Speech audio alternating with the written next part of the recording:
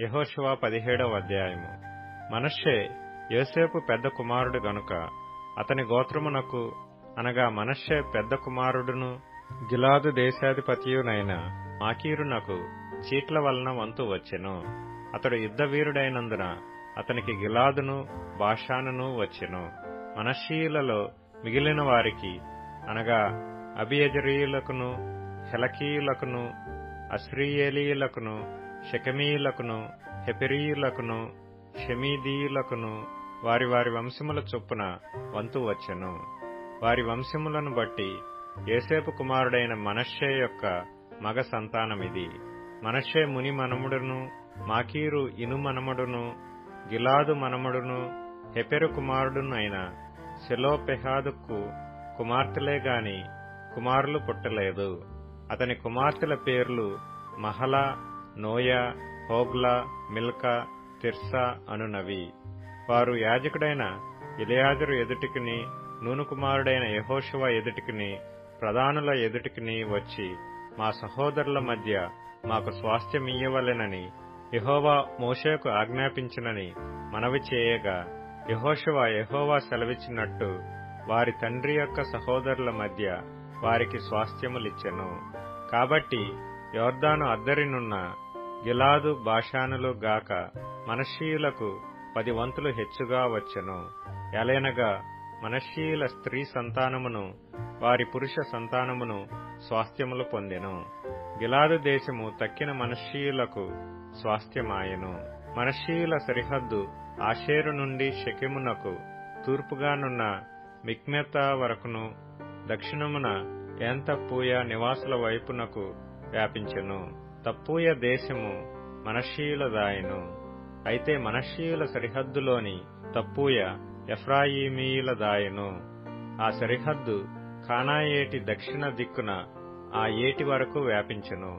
మనష్షీయుల ఊళ్లలో ఆ ఊళ్లు ఎఫ్రాయిమీయులకు కలిగెను. అయితే మనష్షీయుల సరిహద్దు ఆ ఏటికి ఉత్తరముగా సముద్రము వరకు వ్యాపించెను.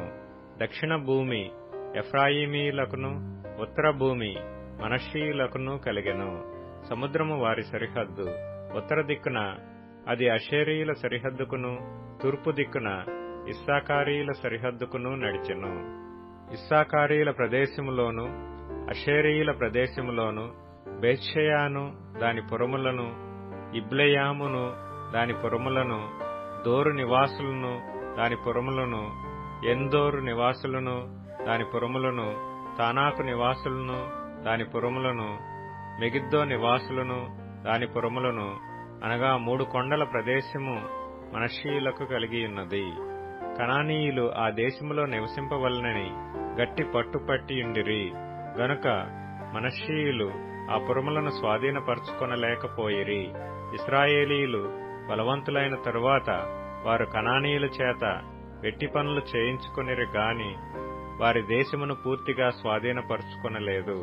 అప్పుడు యోసేపు పుత్రులు యెహోషువతో, మాకేలా ఒక్క చీటితో ఒక్క వంతునే స్వాస్థ్యముగా ఇచ్చితివి, మేము ఒక గొప్ప జనమే గదా, ఇదివరకు యెహోవా మమ్మను దీవించనని మనవి చేయగా యెహోషువ, మీరు గొప్ప జనము గనుక ఎఫ్రాయిమీయుల యొక్క మన్యము మీకు ఇరుకుగా నున్న ఎడల మీరు అడవికి పోయి అక్కడ పెరిజ్జీయుల దేశములోను రెఫాయీయుల దేశములోను మీకు మీరే చెట్లు నరుకుకొనుడని వారితో చెప్పెను.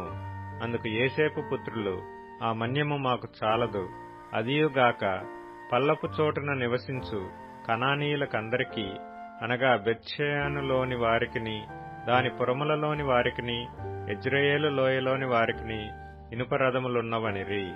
అప్పుడు యెహోషువ యోసేపు పుత్రులైన ఎఫ్రాయిమీయులను మనష్షీయులను చూచి, మీరు ఒక విస్తార జనము, మీకు అధిక బలము కలదు, మీకు ఒక్క వంతు చీటియే కాదు, ఆ కొండ మీదే, అది అరణ్యము గనుక మీరు దానిని నరకుడి, అప్పుడు ఆ ప్రదేశము మీదగును.